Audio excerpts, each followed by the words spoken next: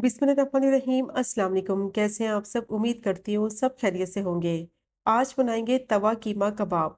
बहुत ही ज़्यादा टेस्टी बनते हैं। स्पेशली ईद आ रही है तो ये वाली रेसिपी आप ज़रूर ट्राई करें। और जब आप इसको बनाकर अपने मेहमानों को या घर वालों को खिलाएंगे तो मैं दावे के साथ कह सकती हूँ कि सब आपकी बेहद तारीफ करेंगे।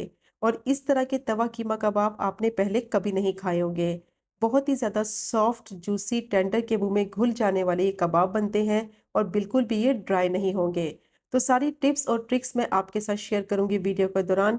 वीडियो को आपने एंड तक देखना है ताकि रेसिपी का कोई भी पार्ट आपसे मिस ना हो। और अगर आपको रेसिपी पसंद आए तो चैनल को भी ज़रूर सब्सक्राइब करें। तो चलिए टाइम ज़ाया के बगैर शुरू करते हैं इस मज़ेदार सी रेसिपी को बनाना। तो सबसे पहले मैंने चॉपर ले लिया है, उसमें डालेंगे प्याज। एक मैंने मीडियम साइज की प्याज को रफली स्लाइस कर लिया था। 6 से 7 लहसुन के जवे लिए हैं और 2 इंच का अदरक का टुकड़ा और 3 से 4 हरी मिर्चें ली हैं, वो भी चॉपर में डालेंगे। और अब इसमें डालेंगे 3 टेबलस्पून पुदीना और 3 टेबलस्पून ही हरा धनिया डालेंगे। पुदीने और धनिए को धोने के बाद अच्छी तरह से मैंने खुश कर लिया था ताकि इसमें पानी ना हो। अब चॉपर को चलाएंगे 1 से 2 मिनट के लिए ताकि सारी चीज़ें अच्छी तरह से बिल्कुल बारीक चॉप हो जाएं। और अगर आपके पास चॉपर नहीं है तो सारी चीज़ों को बिल्कुल बारीक आप हाथ से भी चॉप कर सकते हैं। अब 1 से 2 मिनट के लिए मैंने चॉपर को चलाया था तो सारी चीज़ें बिल्कुल बारीक चॉप हो गई हैं। इनका टेक्सचर देखें, कुछ इस तरह से होना चाहिए, बिल्कुल बारीक होना चाहिए। अब इसमें डालेंगे कीमा। तो आधा किलो मैंने बीफ का कीमा लिया है। कीमे को मैंने अच्छी तरह से धो लिया था। धोने के बाद छलनी में रखा था आधे घंटे के लिए ताकि कीमे का जितना भी पानी है वो सारा निकल जाए और कीमा खुश्क हो जाए। कीमा जितनी अच्छी तरह से खुश्क होगा उतने ही कबाब सॉफ्ट और जूसी बनेंगे और इनकी बाइंडिंग भी बहुत अच्छे से होगी।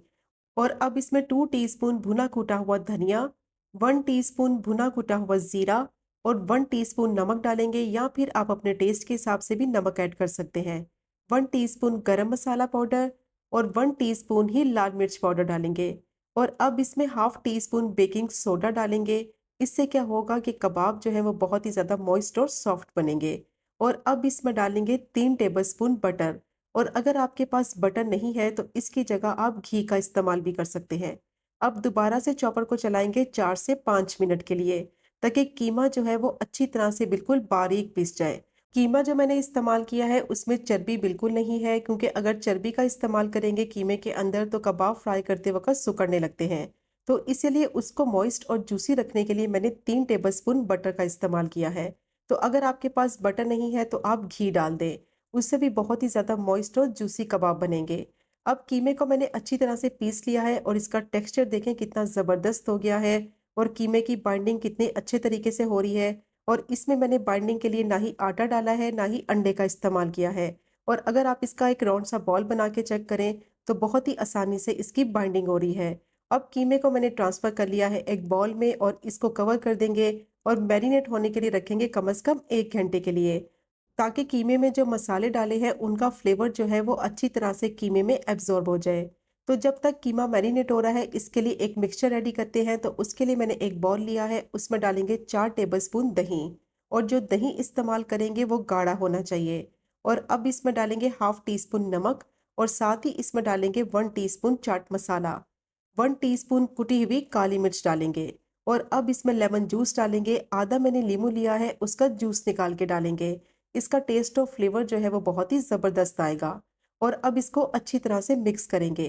तो ये मज़ेदार सा मिक्सचर जो है वो रेडी हो गया है, जो कि आगे जाके इस्तेमाल करेंगे। और नमक की क्वांटिटी आप अपने हिसाब से ऐड करें, क्योंकि 1 टीस्पून नमक मैंने कीमे में भी डाला है तो ½ टीस्पून नमक मैंने दही में डाला है। तो नमक आप अपने हिसाब से डालें। अब इसको मैंने अच्छी तरह से मिक्स कर लिया है। स्पाइसेस जो है वो दही में अच्छी तरह से मिक्स हो गए हैं। दही का मिक्सचर रेडी हो गया है। अब इसको साइड पर रखेंगे। अब कीमे को चेक कर लेते हैं। 1 घंटा हो गया था, कीमा अच्छी तरह से मैरिनेट हो गया है। और अब इसके कबाब बनाएंगे। हाथों को मैंने थोड़ा सा गीला कर लिया है ताकि कबाब बनाते वक्त मिक्सचर जो है वो हाथों पे चिपके नहीं। तो आप अपनी पसंद की कोई भी शेप के कबाब बना सकते हैं। मैं गोला शेप के कबाब बना रही हूँ, थोड़े छोटे साइज़ के कबाब बनाएंगे तो ये बहुत ही ज़्यादा टेम्पटिंग लगेंगे और बहुत ही मज़े के सॉफ्ट मॉइस्ट और जूसी बनेंगे। तो बस देखें इस तरह से कबाब की शेप मैंने दे दी है और कितनी आसानी से इसकी शेप बन गई है, कितनी ज़बरदस्त इसकी बाइंडिंग हो रही है। बाइंडिंग के लिए मैंने इसमें कोई भी चीज़ नहीं डाली, ना ही मैंने आटे का इस्तेमाल किया है, ना ही मैंने अंडा इस्तेमाल किया है। बहुत ही ज़बरदस्त देखें इसकी बाइंडिंग हो रही है। तो बस आपने रेसिपी को फॉलो करना है, बहुत ही ज़बरदस्त मॉइस्ट सॉफ्ट जूसी आपके ये कबाब बनेंगे। तो सारे कबाब मैंने बनाकर तैयार कर लिए हैं। आधा किलो कीमे में 19 से 20 कबाब आसानी से बन जाते हैं और इस पॉइंट पे आप चाहें तो इनको फ्रीज कर सकते हैं 1 महीने के लिए। तो अब इनको फ्राई करेंगे, उसके लिए मैंने पैन लिया है, उसमें डालेंगे 5 टेबलस्पून ऑयल और ऑयल को अच्छी तरह से गरम करेंगे और इनको शैलो फ्राई करना है, डीप फ्राई नहीं करना। सिर्फ 5 टेबलस्पून ऑयल में इनको फ्राई करेंगे और कबाब को मीडियम टू हाई फ्लेम पे फ्राई करेंगे। अगर मीडियम टू लो फ्लेम पे फ्राई करेंगे तो एक तो क्या होगा कि पानी बहुत ज़्यादा रिलीज करेंगे और अंदर से बिल्कुल ड्राई हो जाएंगे।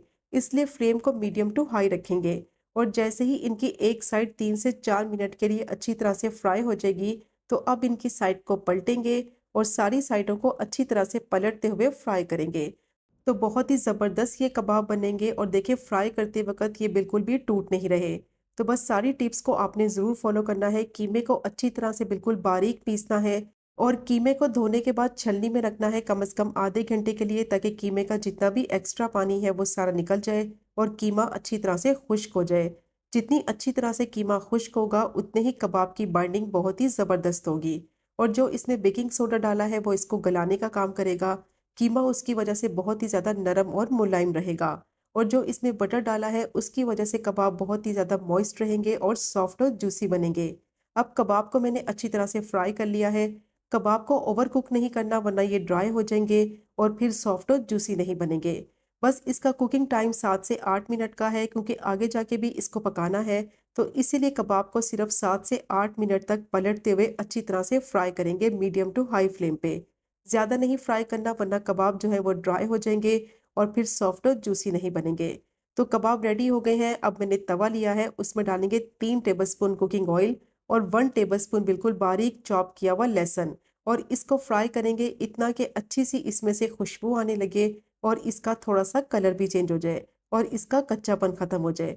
बस 1 से 2 मिनट के लिए मीडियम टू लो फ्लेम पे मैंने इसको फ्राई कर लिया है। इसका कलर भी चेंज हो गया है और बहुत ही अच्छी इसमें से खुशबू आ रही है और अब इसमें डालेंगे फ्राई किए हुए कबाब।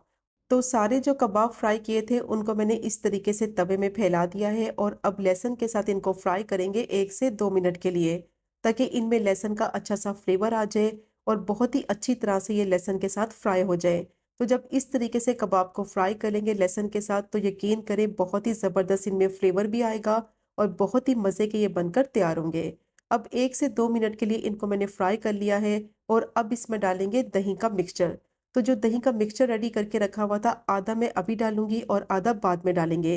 तो मेरे तवे का साइज़ थोड़ा छोटा है, इसीलिए मैं आधा-आधा करके डाल रही हूँ। अगर आप तवा बड़ा इस्तेमाल करें तो फिर एक साथ भी आप दही का मिक्सचर ऐड कर सकते हैं। अब कबाब को दही के साथ पकाना है तो फ्लेम को मीडियम टू हाई कर देंगे, ताकि दही का जितना भी पानी निकले वो अच्छी तरह से खुश्क हो जाए और कबाब जो है वो दही के पानी में अच्छी तरह से पके और सॉफ्ट और टेंडर हो जाए। तो जो दही इस्तेमाल करेंगे वो गाढ़ा होना चाहिए। जितना गाढ़ा दही होगा उतना ही कम से कम पानी ये रिलीज करेगा। कबाब को उलटते-पुलटते हुए दही के मिक्सचर में अच्छी तरह से पका लिया है। कबाब बहुत ही ज़्यादा सॉफ्ट हो चुके हैं, लेकिन जब आप इसको मिक्स करेंगे तो ये बिल्कुल भी टूटेंगे नहीं, क्योंकि इनकी बाइंडिंग जो है वो बहुत ही ज़बरदस्त हुई है। अब दही का पानी खुश्क हो गया है, कबाब को मैंने अच्छी तरह से फ्राई कर लिया है और जैसे ही ऑयल इसका बिल्कुल अलग हो जाएगा, तो बाकी दही का जो मिक्सचर है वो इसमें ऐड करेंगे और यही प्रोसेस रिपीट करते हुए कबाब को पकाएँगे दही के मिक्सचर के अंदर। और तब तक पकाएंगे कि दही का सारा पानी खुश्क हो जाए और कबाब दोबारा से ऑयल रिलीज कर दें।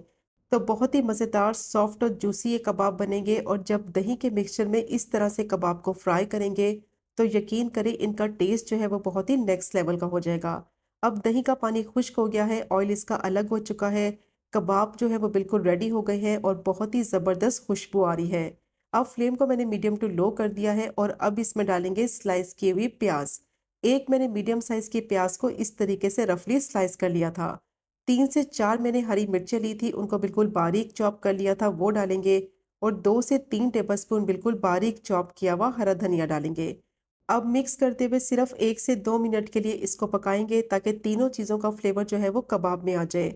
ज़्यादा नहीं पकाना वरना प्याज जो है वो पानी छोड़ने लगेगी, सौगी हो जाएगी और इसका टेस्ट और फ्लेवर ख़राब हो जाएगा।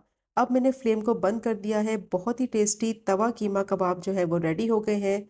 वही टेस्ट और वही फ्लेवर आपको मिलेगा जो अक्सर आप स्ट्रीट फूड में खाते हैं। तो अब इसको गार्निश करेंगे कुछ लेमन के स्लाइसेस के साथ, जो कि बहुत ही ज़्यादा टेम्प्टिंग लगेंगे।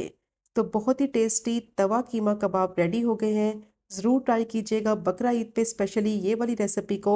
और जब आप इसको ट्राई करेंगे तो यकीन करें सब आपकी बेहद तारीफ करेंगे। बहुत ही ज़्यादा टेस्टी ये कबाब बनते हैं और इतने सॉफ्ट जूसी टेंडर के मुंह में घुल जाने वाले, और अंदर तक ये बहुत ही ज़्यादा मॉइस्ट बनेंगे, बिल्कुल भी ड्राई नहीं होंगे।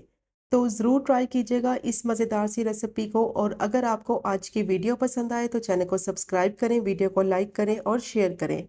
इंशाल्लाह मिलेंगे अगले कुकिंग व्लॉग में फिर एक नई रेसिपी के साथ। तब तक मुझे अपनी ख़ास दुआ में याद रखें। अल्लाह हाफ़िज़। बिस्मिल्लाहिर्रहमानिर्रहीम, अस्सलाम वालेकुम। कैसे हैं आप सब? उम्मीद करती हूँ सब खैरियत से होंगे। आज बनाएंगे बहुत ही बेहतरीन और मज़ेदार beef biryani. 1 kg beef biryani की बिल्कुल परफेक्ट रेसिपी मैं आपके साथ शेयर करूंगी। बहुत ही मज़ेदार मसालेदार चटपटी ये बिरयानी बनेगी। और सारी टिप्स और ट्रिक्स मैं आपके साथ शेयर करूंगी वीडियो के दौरान, कि बहुत ही खिले खिले मज़ेदार मोतियों की तरह ये चावल बनेंगे। और बहुत ही ज़्यादा सॉफ्ट टेंडर जूसी मसालेदार इसका गोश्त होगा। तो वीडियो को आपने स्किप नहीं करना, वीडियो को आपने एंड तक देखना है, ताकि रेसिपी का कोई भी पार्ट आपसे मिस ना हो। और अगर आपको रेसिपी पसंद आए तो चैनल को भी सब्सक्राइब करें। तो चलिए टाइम ज़ाया के बगैर शुरू करते हैं इस मज़ेदार सी रेसिपी को बनाना। 1 किलो बीफ लिया है, इसको मैंने अच्छी तरह से धोकर साफ कर लिया था। और जो बीफ के पीसेस इस्तेमाल करेंगे उसमें हड्डी वाले भी हो और बोनलेस भी हो। हड्डी वाले पीसेस ज़रूर डालने हैं, इससे यखनी में बहुत ही ज़बरदस्त टेस्ट और फ्लेवर आएगा। ब्रान का गोश्त ले लें या फिर दस्ती का गोश्त इस्तेमाल करें।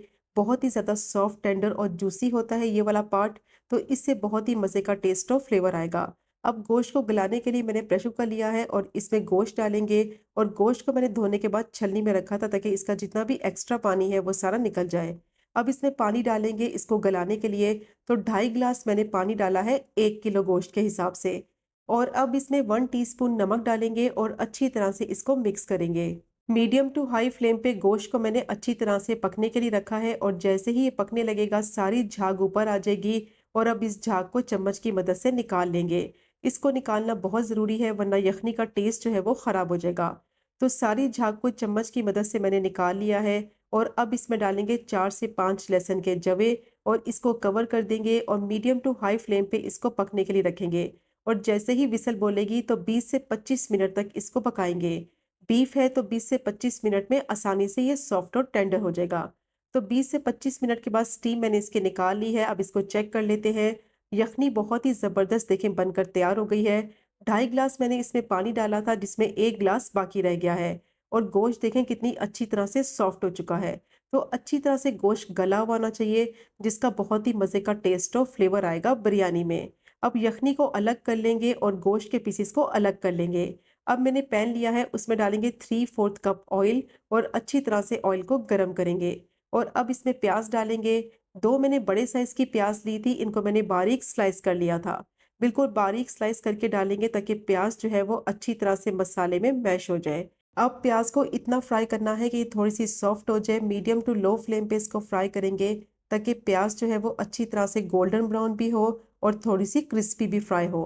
प्याज को मैंने अच्छी तरह से फ्राई कर लिया है, इसका कलर भी ब्राउन हो गया है और बहुत ही ज़बरदस्त क्रिस्पी प्याज फ्राई हुई है। और अब इसमें डालेंगे 2 टेबलस्पून भर के लहसुन अदरक का पेस्ट। थोड़ा सा पानी डालेंगे और अच्छी तरह से इसको मिक्स करते हुए भून लेंगे, ताकि लहसुन अदरक का कच्चापन खत्म हो जाए और इसका अच्छा सा फ्लेवर आ जाए। तो 2 से 3 टेबलस्पून पानी मैंने इसलिए इसमें डाला है, ताकि प्याज का कुकिंग प्रोसेस वहीं पे रुक जाए और इसका कलर जो है वो ज़्यादा डार्क ना हो। और अब इसमें डालेंगे 1 टेबलस्पून हरी मिर्चों का पेस्ट और कुछ मसाले ऐड करेंगे, जिसमें 1 टेबलस्पून बिरयानी मसाला, 1 टीस्पून लाल मिर्च पाउडर, 1 टीस्पून धनिया पाउडर और हाफ टी स्पून गरम मसाला पाउडर। अब मीडियम टू लो फ्लेम पे मसालों को कम से कम 3 से 4 मिनट के लिए भूनेंगे, ताकि इनका कच्चापन खत्म हो जाए और एक अच्छा सा फ्लेवर आ जाए। और जैसे ही मसाले को भूनेंगे तो अब इसमें डालेंगे दही। 1 कप मैंने दही लिया है, अच्छी तरह से दही को मैंने बीट कर लिया था। और दही डालने से पहले फ्लेम को मैंने बिल्कुल लो कर दिया है, ताकि दही की फुटकियाँ ना बने, क्योंकि फ़ौरन से इसकी फुटकियाँ बनने लगेंगी अगर आप दही को मिक्स करेंगे हाई फ्लेम पे। तो फ्लेम को या तो बंद कर दें या फिर बिल्कुल लो कर दें, ताकि दही जो है मसाले में अच्छी तरह से मिक्स हो जाए। तो देखिए दही को मैंने अच्छी तरह से मिक्स कर लिया है और इसकी फुटकियाँ बिल्कुल भी नहीं बनी। अब मैंने फ्लेम को मीडियम टू हाई कर दिया है। और अब इसमें डालेंगे टमाटर। 5 से 6 मैंने टमाटर लिए हैं जिनको इस तरीके से मैंने स्लाइसिस में काट लिया है और अब टमाटर डालकर अच्छी तरह से इसको मिक्स करेंगे। अब टमाटर को पकने के लिए रखेंगे ताकि टमाटर जो है वो थोड़े से सॉफ्ट हो जाएं। तो इसमें डालेंगे आधा कप यखनी जो कि पहले से ही निकाल के रखी हुई थी और इसको डालकर अच्छी तरह से मिक्स करेंगे। और मिक्स करने के बाद टमाटर को कवर कर देंगे 5 से 6 मिनट के लिए मीडियम टू लो फ्लेम पे पकने के लिए। टमाटर इस यखनी में पकेंगे, बहुत ही ज़बरदस्त टेस्ट और फ्लेवर आएगा और बहुत ही अच्छी तरह से ये सॉफ्ट हो जाएंगे। तो 5 मिनट के बाद टमाटर को चेक कर लेते हैं। टमाटर बहुत अच्छी तरह से यखनी में पककर सॉफ्ट हो चुके हैं। टमाटर जैसे ही पके हैं उनका अपना पानी भी निकला है, तो अब इनके पानी को अच्छी तरह से खुश्क करेंगे। फ्लेम को मैंने मीडियम टू हाई कर दिया है। अच्छी तरह से मसाले को भूनेंगे ताकि जितना भी पानी है वो खुश्क हो जाए और टमाटर जो है मसाले में अच्छी तरह से मैश हो जाए। तो देखिए कितनी अच्छी तरह से मसाले को मैंने भून लिया है। ऑयल इसका सेपरेट नज़र आने लगा है और पानी इसका बिल्कुल खुश्क हो गया है। मसाले को मैंने अच्छी तरह से भून लिया है और अब इसमें डालेंगे बीफ जो कि पहले से ही गला के रखा हुआ था और इसको डालकर अच्छी तरह से मिक्स करेंगे। और फ्लेम को मैंने मीडियम टू हाई कर दिया है। 2 से 3 मिनट के लिए बीफ को मसाले में भूनेंगे ताकि अच्छा सा मसाले का फ्लेवर जो है वो बीफ में आ जाए। अब जो बाकी की यखनी बचा के रखी हुई थी वो इसमें डालेंगे ताकि मसाले में यखनी पके और बीफ भी उसके साथ पके और बहुत ही ज़बरदस्त टेस्ट और फ्लेवर आए। और इसको अच्छी तरह से मिक्स करेंगे। मिक्स करने के बाद फ्लेम को मैंने मीडियम टू लो कर दिया है और अब इसको कवर कर देंगे 10 से 12 मिनट के लिए। मसाले में जो यखनी डाली है उसके साथ बीफ पकेगा, बहुत ही ज़बरदस्त टेस्ट और फ्लेवर आएगा। अब इसको चेक कर लेते हैं 10 मिनट के बाद। बीफ मसाले में बहुत अच्छी तरह से पक चुका है। पानी तकरीबन इसका खुश्क हो चुका है। बहुत ही ज़बरदस्त खुशबू आ रही है। अब इसको मैं हाई फ्लेम पे इतना पकाऊंगी कि ऑयल इसका सारा सेपरेट हो जाए और बहुत ही बेहतरीन कोरमा जो है बिरयानी के लिए वो रेडी हो जाए। तो तकरीबन 3 से 4 मिनट के लिए मीडियम टू हाई फ्लेम पे इसको मैंने पका लिया है। पानी इसका बिल्कुल खुश्क हो गया है, ऑयल इसका सरफेस पे नज़र आने लगा है। बहुत ही बेहतरीन कोरमा जो है वो रेडी हो गया है। तो अब इसको साइड पे रखेंगे और चावल बॉईल करने के लिए पानी मैंने गरम करने के लिए रख दिया है और अब इसमें डालेंगे साबुत गरम मसाले जिसमें बड़ी इलायची, 1 बादियान का फूल, 1 टुकड़ा दालचीनी का और 1 टीस्पून जीरा। चावलों के हिसाब से 2 टेबलस्पून इसमें नमक डालेंगे और अच्छी तरह से इसको मिक्स करेंगे। तो नमक की क्वांटिटी आप अपने हिसाब से कम या ज़्यादा ऐड कर सकते हैं। अब पानी को पकने देंगे कि अच्छा सा इसमें बॉयल आ जाए और जैसे ही इसमें बॉयल आ जाएगा तो इसमें भीगे हुए चावल डालेंगे। 1 किलो बासमती चावल लिए हैं। अच्छी तरह से पानी से 3 से 4 दफ़ा इनको मैंने धोकर भिगो दिया था 40 से 45 मिनट के लिए। तो बासमती चावल का इस्तेमाल करेंगे बिरयानी बनाने के लिए, बहुत ही अच्छी उनमें से खुशबू आएगी। 1 किलो बीफ है तो 1 ही किलो मैंने चावल लिए हैं। दोनों का रेशो बराबर रखेंगे तो बहुत ही ज़बरदस्त ये बिरयानी बनकर तैयार होगी। थोड़ा-सा इसको मिक्स करेंगे, ज़्यादा चावलों में चम्मच नहीं लगाना वरना चावल फ़ौरन से टूटने लगेंगे। अब चावलों को इतना पकाएँगे कि 80% तक चावल जो है वो अच्छी तरह से सॉफ्ट हो जाए और एक कनी चावलों में बाकी रहे। तो चावलों को मैंने 80% तक कुक कर लिया है। अब चावल जो है वो रेडी हो गए हैं, इनको अच्छी तरह से छान लेंगे। अब मैंने पैन लिया है जिसमें बिरयानी की लेयर लगाएँगे। 1 टीस्पून ऑयल डाला है और पैन को ऑयल से अच्छी तरह से ग्रीस करेंगे और अब इसमें सबसे पहले चावलों की लेयर लगाएँगे। तो मैं प्लेट की मदद से चावल डाल रही हूँ। जब इस तरीके से आप चावल डालेंगे तो चावल ना ही टूटेंगे और बहुत ही ज़बरदस्त ये खिले-खिले बनेंगे। और अब इसके ऊपर लगाएँगे कोरमे की लेयर। तो कोरमे को मैंने 2 हिस्सों में डिवाइड कर लिया था, एक लेयर मैंने इसके ऊपर डाल दी है और इसको अच्छी तरह से चावलों के ऊपर फैला देंगे। और अब मैंने डाला है बारीक चॉप किया हुआ हरा धनिया और कुछ पुदीने के पत्ते, इनका बहुत ही ज़बरदस्त फ्लेवर आएगा। अब दोबारा से इसके ऊपर चावलों की लेयर लगाएँगे और कोरमे की लेयर लगाएँगे। अब जो कोरमे की लेयर थी वो मैंने लगा दी है और इसको अच्छी तरह से चावलों के ऊपर स्प्रेड करेंगे। और जो बाकी के चावल बच गए हैं अब वो इसमें डालेंगे और इसको भी अच्छी तरह से पूरे पैन में स्प्रेड कर देंगे ताकि मसाला जो है वो चावलों से अच्छी तरह से कवर हो जाए। अब लास्ट में इसमें डालेंगे कलर। तो हाफ टी स्पून मैंने ऑरेंज फूड कलर को 1/4 कप पानी में अच्छी तरह से मिक्स कर लिया है, वो इसमें डालेंगे और अब चावलों को दम पर रखेंगे। शुरू के 5 मिनट फ्लेम को मीडियम टू हाई रखेंगे ताकि चावलों में अच्छी सी स्टीम बन जाए और फिर मैंने फ्लेम को लो कर दिया है और 10 मिनट के लिए इसको दम पर रखेंगे। अब 10 मिनट के बाद बिरयानी को चेक कर लेते हैं। बहुत ही बेहतरीन, मज़ेदार, शानदार बीफ बिरयानी जो है वो रेडी हो गई है। चावलों का एक-एक दाना खिला-खिला है और बहुत ही मसालेदार, मज़ेदार ये चटपटी बिरयानी बनती है और इसको बनाना भी बहुत ही आसान है। बस जो टिप्स मैंने आपके साथ शेयर की हैं उनको आपने ज़रूर फॉलो करना है। तो बहुत ही बेहतरीन मज़ेदार ये बीफ बिरयानी आपकी बनकर तैयार होगी। बकरा ईद आ रही है तो ये मज़ेदार सी रेसिपी आप ज़रूर ट्राई करें। तो ये चेक करें आप इसकी फाइनल लुक। कितनी मसालेदार, मज़ेदार, चटपटी ये बिरयानी बनी है और चावल देखें इसके कितने ज़बरदस्त लग रहे हैं।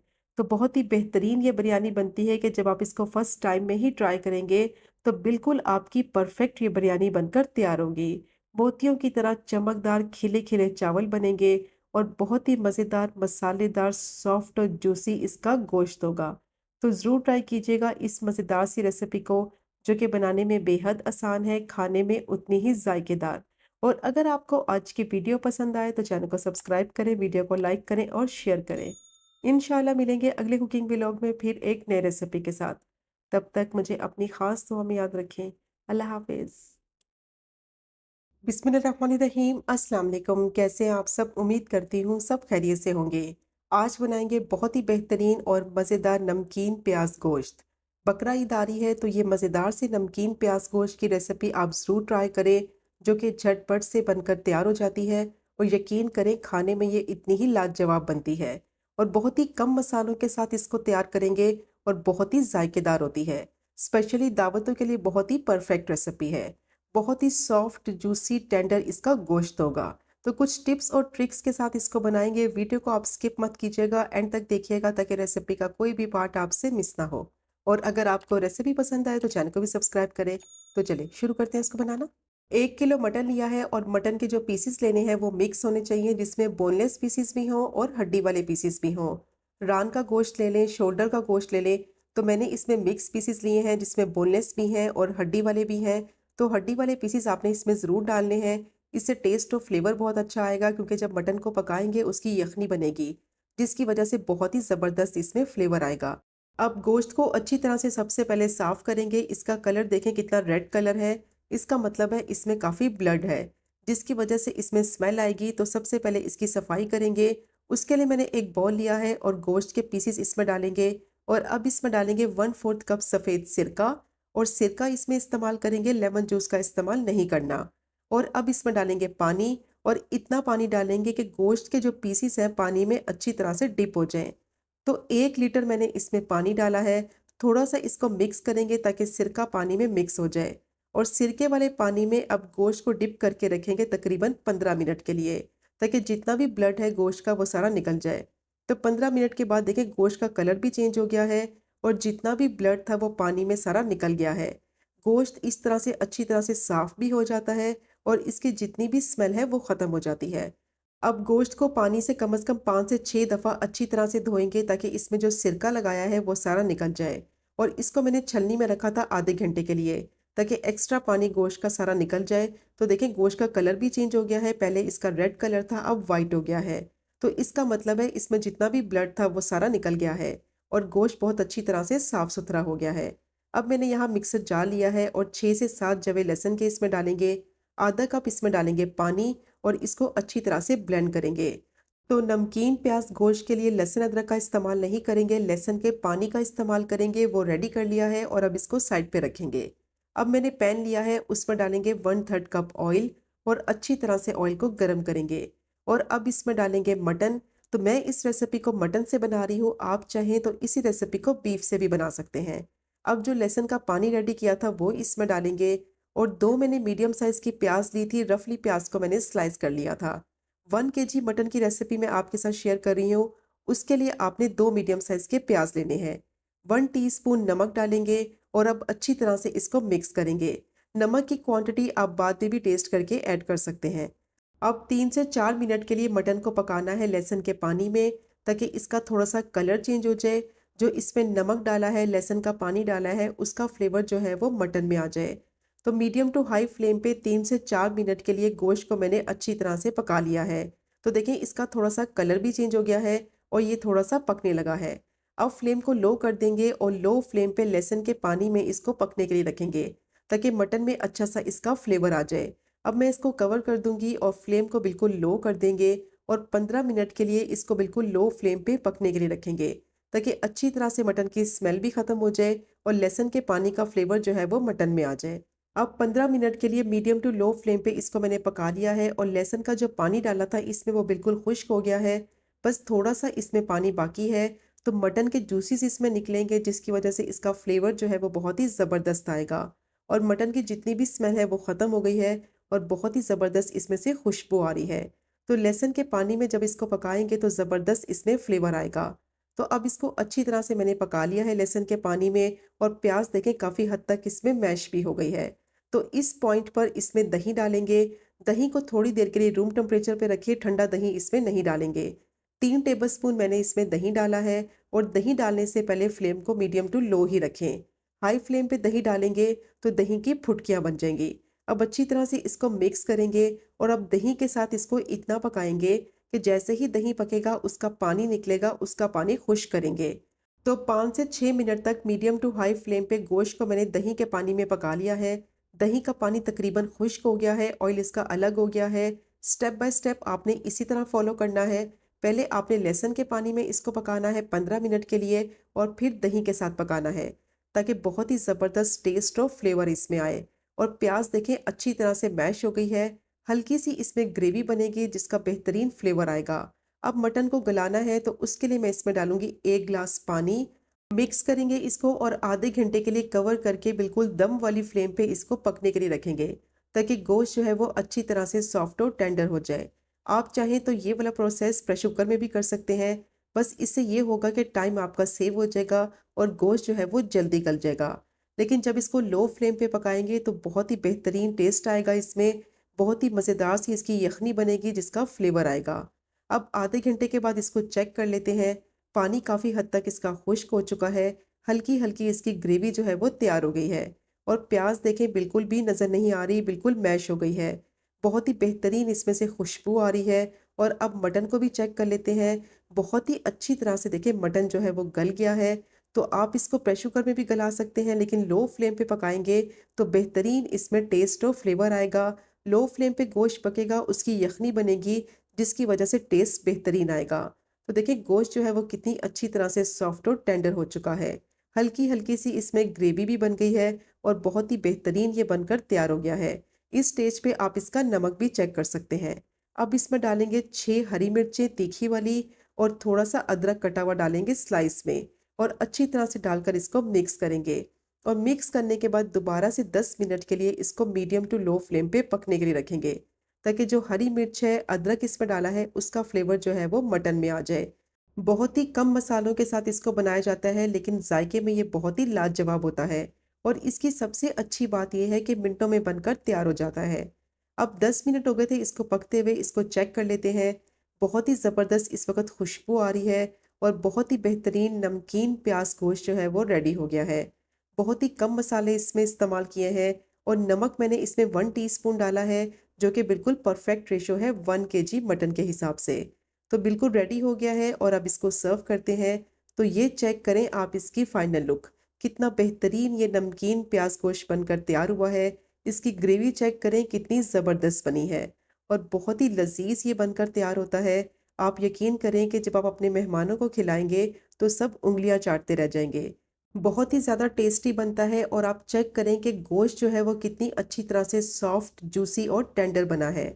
तो ज़रूर ट्राई करें बकरा ईद पे इस रेसिपी को, जो कि बनाने में बेहद आसान है, खाने में उतनी ही जायकेदार। और अगर आपको आज की वीडियो पसंद आए तो चैनल को सब्सक्राइब करें, वीडियो को लाइक करें और शेयर करें। इंशाल्लाह मिलेंगे अगले कुकिंग व्लॉग में फिर एक नई रेसिपी के साथ। तब तक मुझे अपनी ख़ास दुआ में याद रखें। अल्लाह हाफिज़। बिस्मिल्लाहिर्रहमानिर्रहीम। अस्सलाम वालेकुम। कैसे हैं आप सब? उम्मीद करती हूँ सब खैरियत से होंगे। आज बनाएंगे बहुत ही ज़बरदस्त मैंगो से बनने वाला मीठा। मैंगो का सीज़न है तो ये ज़बरदस्त मीठा आप ज़रूर ट्राई करें इस ईद पर, जो कि बहुत ही ज़्यादा टेस्टी भी बनता है और बनाना भी इसको बेहद आसान है। मिनटों में ये बनकर तैयार हो जाता है। तो बहुत ही मज़ेदार मैंगो कस्टर्ड डिलाइट बनाएंगे। तो वीडियो को आपने स्किप नहीं करना, वीडियो को आपने एंड तक देखना है ताकि रेसिपी आपसे मिस ना हो। रेसिपी पसंद आए तो चैनल को भी सब्सक्राइब करें। तो चलिए शुरू करते हैं इसको बनाना। तो सबसे पहले मैंने पैन ले लिया है, उसमें डालेंगे आधा लीटर दूध और दूध को हाई फ्लेम पे अच्छी तरह से गर्म होने के लिए रखेंगे। और अब इसमें डालेंगे चीनी। तो आधा कप से थोड़ा सा कम मैंने चीनी ली है। चीनी आप अपने हिसाब से कम या ज़्यादा ऐड कर सकते हैं, जितना मीठा आपको पसंद है उस हिसाब से आप चीनी डाल दें। अब मीडियम टू हाई फ्लेम पे दूध को पकने के लिए रखेंगे ताकि चीनी जो है वो गर्म दूध में अच्छी तरह से मिक्स हो जाए और दूध में अच्छा सा बॉयल आ जाए। और कस्टर्ड बनाने के लिए दूध का जो इस्तेमाल करेंगे वो फुल फैट होना चाहिए ताकि कस्टर्ड जो है वो बहुत ही मज़ेदार क्रीमी सा बने। अब इसको मैंने थोड़ा सा मिक्स कर लिया है और इसको पकने के लिए रखेंगे। तब तक कस्टर्ड का मिक्सचर रेडी कर लेते हैं। उसके लिए मैंने एक बॉल लिया है, उसमें डालेंगे आधा कप ठंडा दूध और इसमें 4 टेबलस्पून वनीला कस्टर्ड जो है वो मिक्स करेंगे। तो मैं वनीला कस्टर्ड का फ्लेवर यूज़ कर रही हूँ, आपकी मर्ज़ी है। जो फ्लेवर आपको पसंद है कस्टर्ड का आप वो भी इसमें यूज़ कर सकते हैं। अब इसको अच्छी तरह से मिक्स करेंगे ताकि इसमें कोई लम्स ना रहे। तो कस्टर्ड पाउडर को दूध में मैंने अच्छी तरह से मिक्स कर लिया है और इसको जब ठंडे दूध में मिक्स करेंगे तो बहुत ही आसानी से ये मिक्स हो जाएगा। अब दूध को चेक कर लेते हैं, दूध जो है वो अच्छी तरह से पकने लगा है और चीनी जो है वो दूध में अच्छी तरह से मिक्स हो चुकी है। अब जो कस्टर्ड का मिक्सचर बना के रखा हुआ था वो थोड़ा-थोड़ा इसमें ऐड करते जाएँगे और साथ-साथ चम्मच की मदद से इसको मिक्स करते जाएँगे। एक साथ कस्टर्ड का मिक्सचर नहीं डालेंगे वरना क्या होगा, इसमें लम्प्स बनने लगेंगे। तो इसको मैं थोड़ा-थोड़ा मिक्स भी करती जा रही हूँ दूध के अंदर और साथ-साथ चम्मच भी चलाती जा रही हूँ ताकि इसमें कोई लम्प्स ना बने।